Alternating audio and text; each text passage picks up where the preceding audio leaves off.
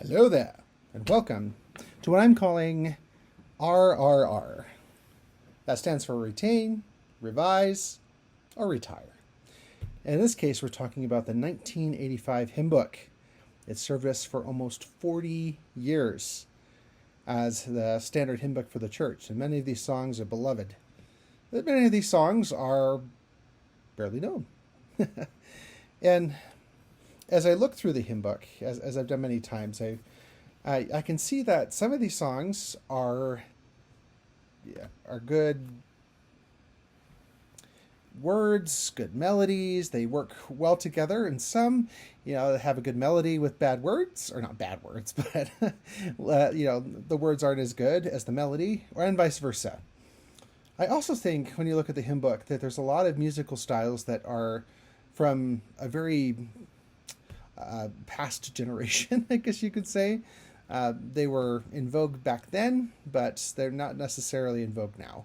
And they make it a little bit harder to sing and makes it not sound as good to our current church population. And then, of course, we have the idea of trying to make it a hymn book for the entire world. I mean, that's going to be tough.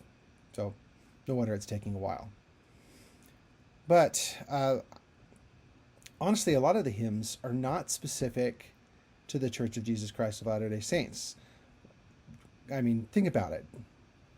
Just off the top of your head, can you name 5 hymns out of the 341 that are specifically based on the Book of Mormon?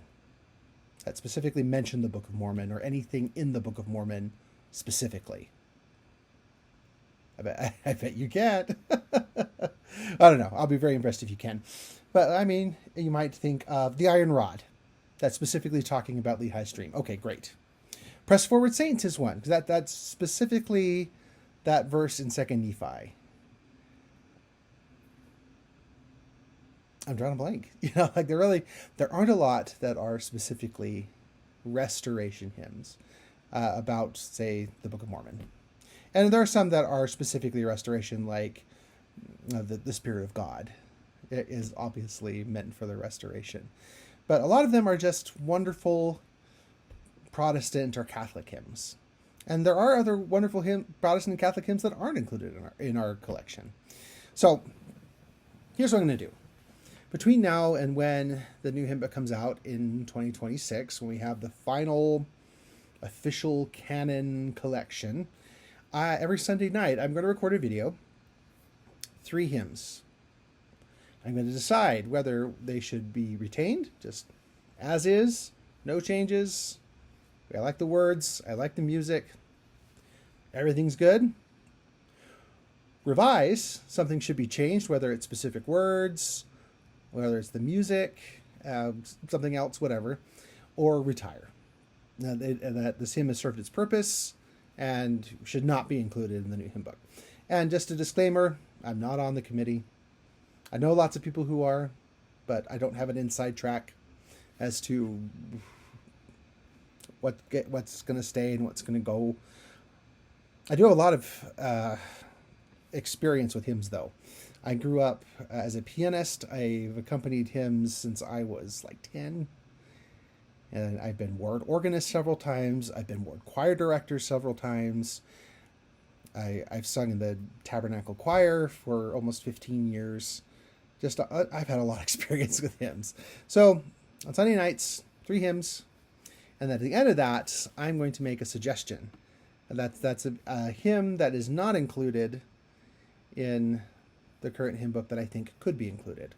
A lot of these will be drawn from my experience with the tabernacle choir. We sing hymns from all over Christendom, so to speak.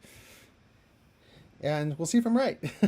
Because some of these might actually be coming in the batches that they're setting up. But I don't think that we'll know a lot about the fate of the original 1985 hymns until closer to when the new hymn book will be released. So that will be fun. See, this is just for fun. I want to open a conversation. I'll try to include like a little poll or something that lets you weigh in on this. See, what would you do with each particular hymn? Because not everybody is going to think the same way. That's okay. I just want this to be kind of a fun conversation that we can all have. And yeah, I'm recording this right before the first batch drops here in just a few days. So I'm excited to see what happens. I know that they said for sure that they're including "Come Thou Fount of Every Blessing," which a lot of people will say, well, why was that taken out? That was in the previous version of the hymn book. And honestly, it was because it wasn't popular at the time. I got that straight from Michael Moody, who I once interviewed, who was the chairman of that committee that made the 1985 hymn book. He says they surveyed the membership of the church, and they found that one wasn't all that popular at the time, and so they took it out. It wasn't until Mac Wilbur came around and did that big majestic arrangement of it. I remember watching it at the MTC and getting all fired up with the spirit, that people started recognizing it again, being like, wow, that's a great song. Why'd they take it away? And good news is they are putting it back. And I got lucky because I served in Germany, and in the German hymn book, it was already there. That never left. So we sang it in German all the time. Anyway, join me this Sunday for the first 3 hymns and my first suggestion. Till then.